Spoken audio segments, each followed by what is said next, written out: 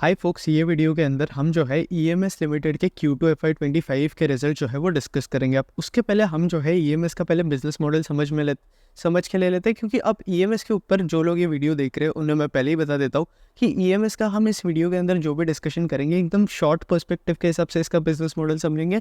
एकदम ज़्यादा detailed video, मतलब ईएमएस का कौन कौन एनालिसिस, इन्वेस्टर प्रेजेंटेशन एनालिसिस। हालांकि ईएमएस जो है इन्वेस्टर्स पीपीटी देता नहीं है, बट इसका एनुअल रिपोर्ट का एनालिसिस किया हुआ है, कौन कॉल का एनालिसिस किया हुआ है, फ्यूचर प्रॉस्पेक्ट्स पे डिस्कस किए हुए, इंडस्ट्री में क्या चल रहा है वो भी डिस्कस करके रखा है।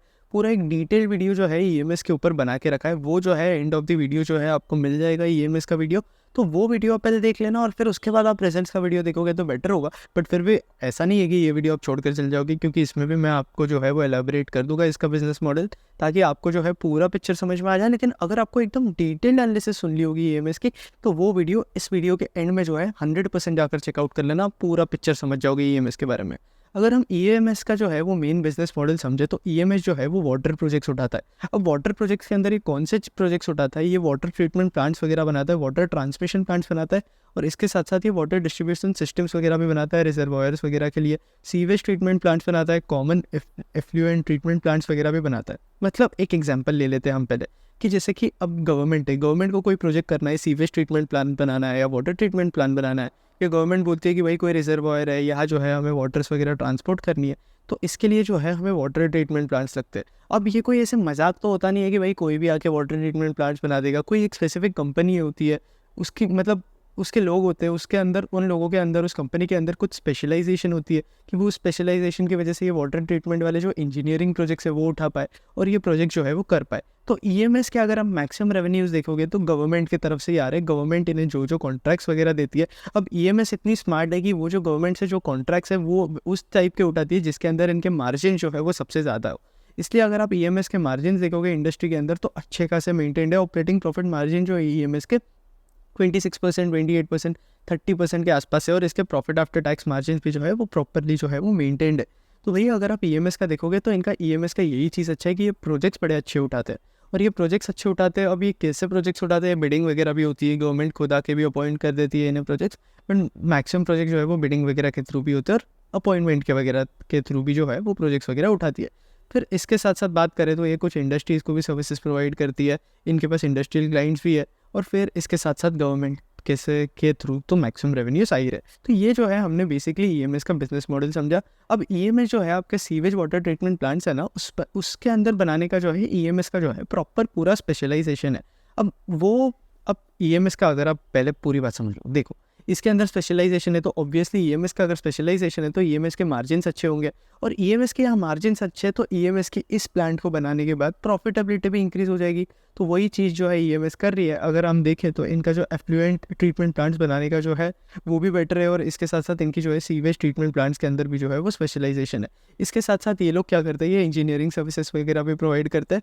और अगर आप देखोगे तो भाई ईएमएस के मैक्सिमम रेवेन्यू जो है 49% के आसपास तो यूपी से ही आते हैं, फिर राजस्थान से 23% के आसपास आते हैं, बिहार से 17.5% के आसपास जो आते हैं, और एमपी से कुछ 0.5% के आसपास। अब कंपनी जो है महाराष्ट्र की तरफ भी जो है अपने प्रोजेक्ट वगैरह एक्सपांशन कर रही है, दूसरे स्टेट्स के अंदर भी जो है वो एक्सपांशन कर रही है।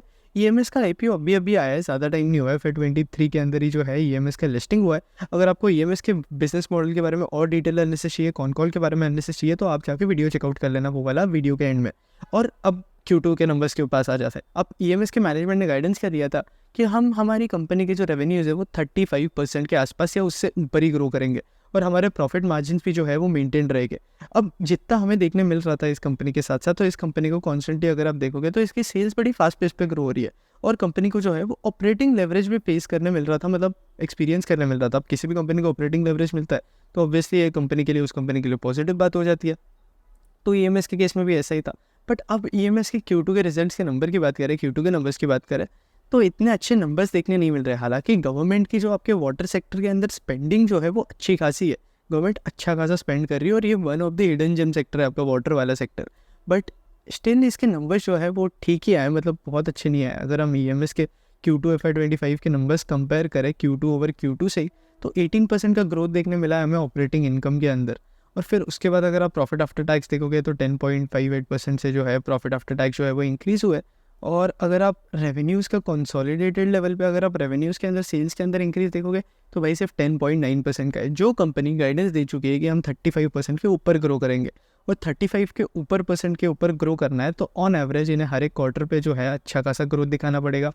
अब ये लोग जो है ईयर ऑन ईयर अगर हम सेल्स की बात करें तो हर क्वार्टर में जो है अच्छे नंबर्स रिपोर्ट कर रही थी, और एकदम से 10.9% का जो नंबर है वो मुझे पर्सनली जो है, अगर मैं बात करूँ तो भाई मुझे तो पर्सनली पसंद नहीं आया। हालांकि इस कंपनी का जो है कॉन कॉल अब तक हुआ नहीं है, बट बड़ा घटिया नंबर है 10.9% वाला। 10.9% से अपनी सेल्स इंक्रीज़ कर रहे हैं। अब कंपनी का बेस भी छोटा है, कंपनी के पास स्कोप भी है रेवेन्यूज़ इंप्रूव करने का, और ईएमएस के पास अच्छी खासी ऑर्डर बुक पड़ी थी। अब इनके पास ऑर्डर बुक का नंबर मुझे एग्जैक्ट याद नहीं आ रहा है, अब वो वीडियो जाके चेकआउट कर लेना। बट इनके पास अच्छी खासी ऑर्डर बुक भी पड़ी हुई है, और इतनी हैवी ऑर्डर बुक होने के बाद भी इतना कम रेवेन्यू ग्रोथ एक्सपेक्टेड नहीं था। और कंपनी के मैनेजमेंट ने अपने कॉन कॉल के अंदर बताया भी था कि हम जो है कंपनी से बहुत ज़्यादा ऑप्टिमिस्टिक है, इतना ज़्यादा ये सेक्टर के अंदर ये है।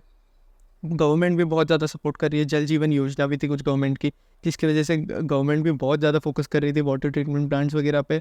और इसके साथ साथ आप रीन्यूएबल सेक्टर के अंदर कितनी ज़्यादा पुश है इंडिया के अंदर, फिलहाल तो आपको पता ही है। सबसे बड़ा एग्जाम्पल जो कि सबसे ज़्यादा रिटर्न दे चुके हैं, अगर आप रीन्यूएबल सेक्टर के अंदर देखोगे, रिसाइकलिंग सेक्टर के अंदर देखोगे, तो भाई अगर आप रिसाइकलिंग सेक्टर के अंदर ही देख लो तो ग्रेविटा ने अच्छा खासा पुशअप दे दिया है स्टॉक के अंदर, प्राइस के अंदर।